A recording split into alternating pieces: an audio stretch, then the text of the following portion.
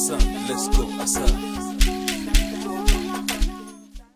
Hello everyone, welcome to Fundi Talk Student, your podcast for student champions. My name is Pure Masuku. Today, we are joined by Minister of Education. Guess which one? This one. Hi, welcome. Hi, thank you. Please tell us about yourself and basically how did you become Minister of Education? Hi everyone. So I'm known on TikTok as Minister of Education.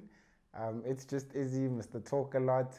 How I got the name is during COVID. I created a lot of TikTok videos for students, and they I guess deemed it as I'm Minister of Education because I'm doing more than our actual Minister of Education was doing at the time. But yeah, that's how I got the name, and it stuck around.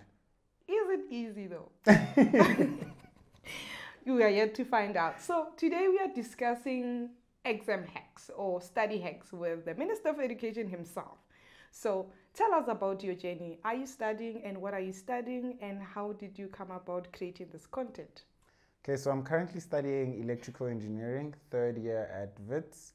And how I came about creating student-related content is I was just so frustrated about what I was going through. I didn't have anyone to talk to. And one day I picked up the camera and I was like, you know what, let me just share what I'm going through onto the camera and post it on social media. And the video just started blowing up and I was like, you know what, there are a lot of students who are looking for this. So let me just, try it out and see where it goes. Was that your way of managing stress levels? Perhaps? Yes.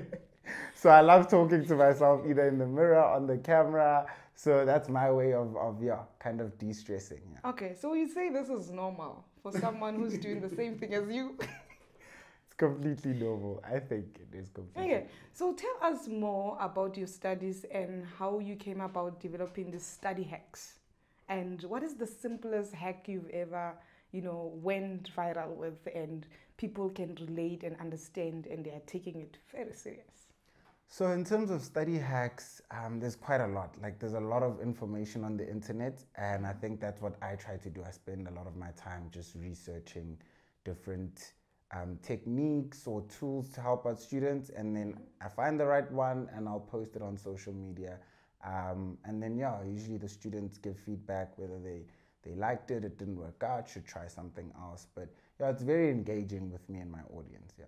So do you mostly post content that you relate with or that you think anyone else will relate with? Even if you find it difficult, you assume someone else will find it easy? I think I try to keep it within myself with what I relate with, but the brand has grown and diversified. So there are students that are not in my faculty or category. They do accounting, law, etc. But I also have quite a few friends who are in different degrees. So it's easy for me to kind of siphon how, to approach that aspect, even though I might not be as knowledgeable on it. Yeah. I like how you say it's just easy because I wanted to bring it back to other students that are not in your field of study. So how do you accommodate them with the study hacks that you post online?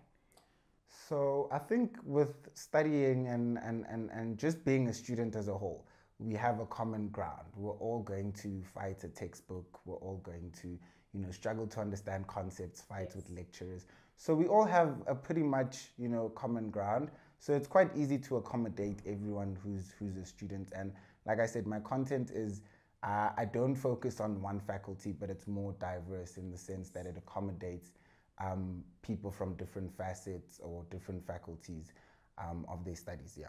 So that's how a lot of people can relate. Yes. They're following. Yes. Amazing. So tell us, on part of your videos, do you ever talk about mental health at some point? Because as students at some point, you also was overwhelmed about something or your timetable, your schedule and everything. Do you ever feature that into your content? So I've done quite a few mental health talks. Not necessarily on my page. Usually I'll host a live stream and I call them check-in sessions with my viewers. And we'll just talk. Some people come and share some of their struggles. Some students get excluded mid-year, yes. And it's difficult, it's tough, they feel like they're alone. So it's a great platform for all of us to, you know, comfort each other, and you know, the journey doesn't end here. So yeah, I do some mental health talks, and That's yeah. amazing. A lot of the learners at home are actually wondering because now it's exam season and they want to find out what are some of the study hacks that you have for them. Any of the advices, the tricks that you can give to them while they are going through their studies. So I think with exam season coming up, especially for the matrics, I can share quite a couple of study hacks, but I think I'll just leave it at four. The first study hack is, guys, exam past papers are very important, because they give you a glimpse of what the exam is going to look like. And sometimes you find that questions are repeated. So, yeah, you're sorted in that aspect. Secondly, I think managing your time, because sometimes, you know, you can get caught up watching Netflix, you can get caught up staring at the textbook, but nothing is going in, or, you know, you're texting your ex, you know, whatever it is. So yeah, managing your time and being strict with it. And then I also think also being able to manage stress. So sometimes school can get a lot and you get too much into your head. So doing like some exercise or taking a break, or, you know, just doing what you like, a hobby or something like that, reading a book, you know, listening to music, stuff like that can help you, you know, alleviate some of the exam pressure and stress. And then lastly, I guess researching study techniques, because we all different and we all learn differently. Some people are visual learners. Some people can, you know, take the hard information and process it without needing any visuals or help. So doing a bit of research into study techniques does help.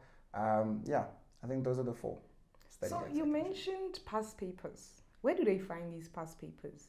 So there's a lot of platforms and websites where you can find what's it called, exam past papers.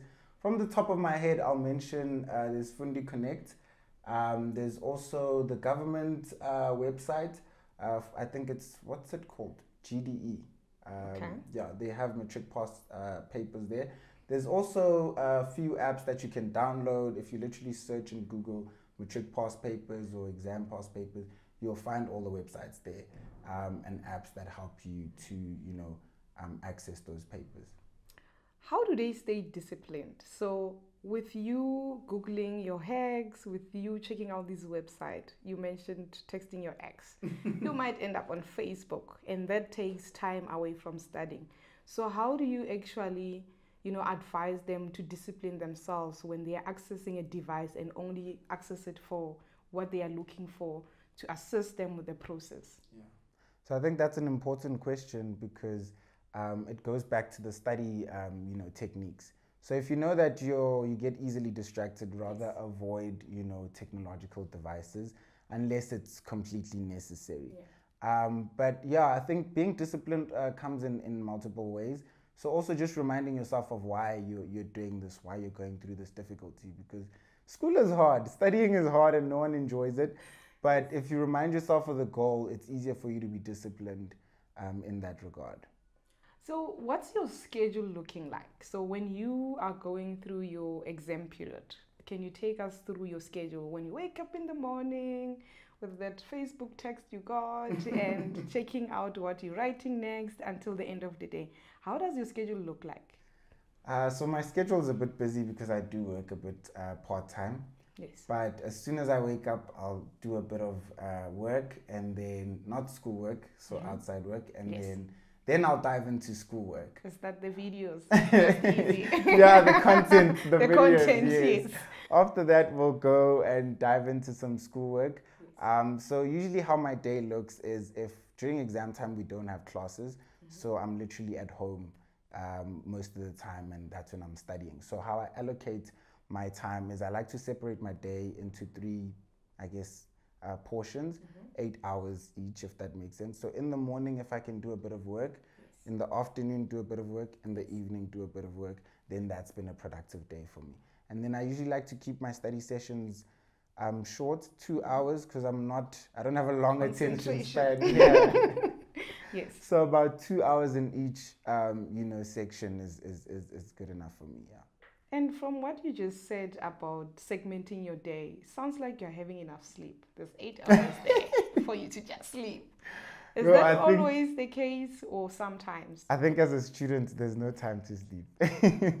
This is the time where you're busy, especially during exam time, because you'll find that there's a question that no one knows how to attempt. And that's when you're calling people, you're stressing about. Even when you're in bed, you'll dream about the question and you're like, no, this is not it. So Yeah. during that time, you do have to try getting some sleep, but don't be too hard on yourself because it is, a stressful time and you are trying to get through the content. So it's okay to sacrifice a bit of sleep here and there. Let's take it to the exam room, the exam day. You're on your desk, here's the question paper. How do you deal with the anxiety, of now I have to open this paper and I don't even know if I studied enough? How do you calm yourself down so that, you avoid having to go blank, when you have to answer a question? How do you deal with that bit of the morning? Sure. So I used to go through that actually during my exams. I would black out and not remember much until after. As soon as they say pens down, that's when everything comes back. So like seeking, psychological help helps as well, because there I learned, some breathing techniques to help you just, calm down and be centered and grounded as well. And also just to remind you that, guys, it's just a paper. It's not going to kill you. If you don't know it, you move on to the next question. So I think just the stress of it is what usually, psychs students out and they end up blacking out. But if you can just take some time to breathe and research actually at different breathing techniques, and they help you just, regain yourself and regain your focus. Yeah. How do you deal with questions you don't understand in that moment? Here's a question, and remember you are allocated time to complete the paper. So how do you advise other learners and students out there to deal with that situation? Do you skip it, go to the next and come back? How do you deal with that? So I think how I actually approach exams and actually going through the paper is, guys, take your small wins. So the questions that you understand properly, fully, start with those because they build your confidence. And also once you get the ball rolling, sometimes your memory starts, remembering other things. So then you can actually attempt some of the more difficult questions. But if you can't, attempt a difficult question, it's not the end of the world. Just make sure that you've done the math and the marks still allow you to pass. I like that. The quick wins first, because now your confidence is going high. Now you have confidence that I got this. Yes, exactly. I like that. Now, in a couple of years, 3 to 5 years from now, where do you see yourself, Minister of Education? If I'm not kicking out Blade, I don't know. I actually haven't thought about that question, but I think I would have completed my degree. Possibly working either in the field of my degree or in the field of entertainment and social media. But yeah, and then, no, kids and marriage is too far from that. But yeah, just living my best life. I've had a rough couple of years at school, so I think I'll just be trying to find myself and just be living my best life, doing the things that, I'm passionate about. Because the degree is mostly for the parents, you have to have a backup plan. I like that. But thank you so much for joining us. We really appreciate your time, and I hope the students at home could take your advice and make sure that they implement all the necessary methods and put in the effort in their studies so that they can get the best result. And if you are listening to this and you watch this, he said the quick wins first, because they build your confidence, and you can always look for something that is personal and close to you, because we are different. We have different personalities.